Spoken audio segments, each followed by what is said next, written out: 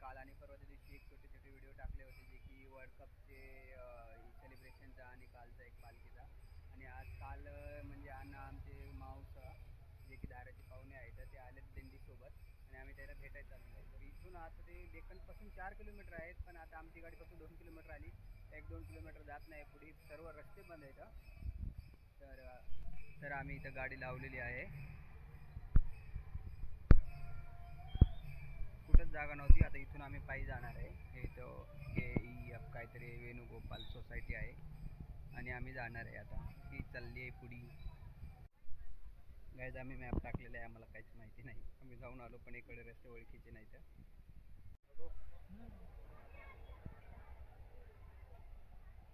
तर गाईज इथे आम्ही भवानी पेठेत चाललोय.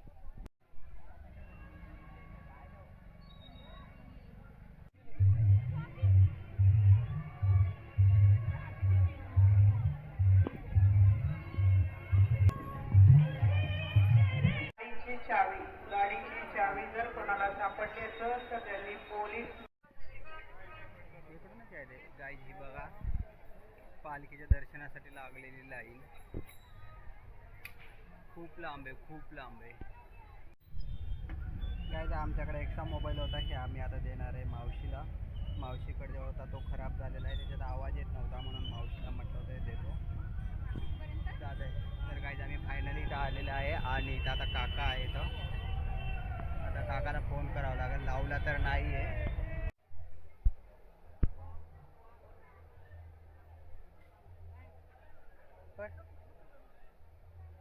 काकूच्या पडे एकदा आता चल समजा अण्णाच्या पड काकूच्या पड पडू द्या. आता चाललो आम्ही.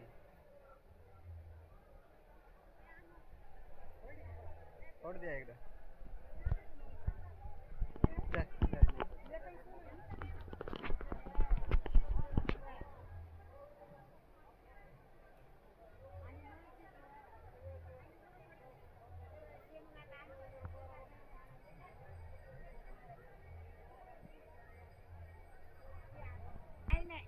मामा होते ना जेवण नाही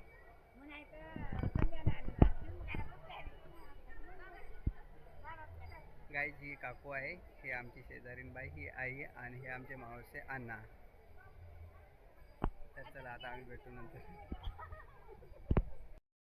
तर गाईज आम्ही आता आलेलो आहे काकाला आणि काकूला भेटून आणि आम्ही इथे गाडी लावली होती. गाडी जसं तशी सेफ आहे. कमीत कमी 1.2 किलोमीटरचं अंतर होतं.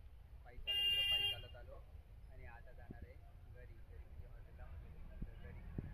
तर चला भेटू नंतर. व्लॉग कंटिन्यू करा. तर गाईज आता यांनी काढतायत गाडी. आता आम्ही जातोय हॉटेलला आणि नंतर जाणार घरी.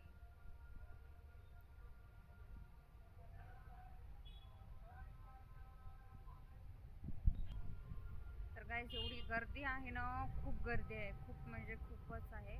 आम्ही 2 रस्त्याने गाडी कलून आणली आणि नंतर मग आम्ही कुठं पायीच गेलो डायरेक्ट. तर गाईज आता आम्ही गाडीवर बसून लोकेशन टाकतोय.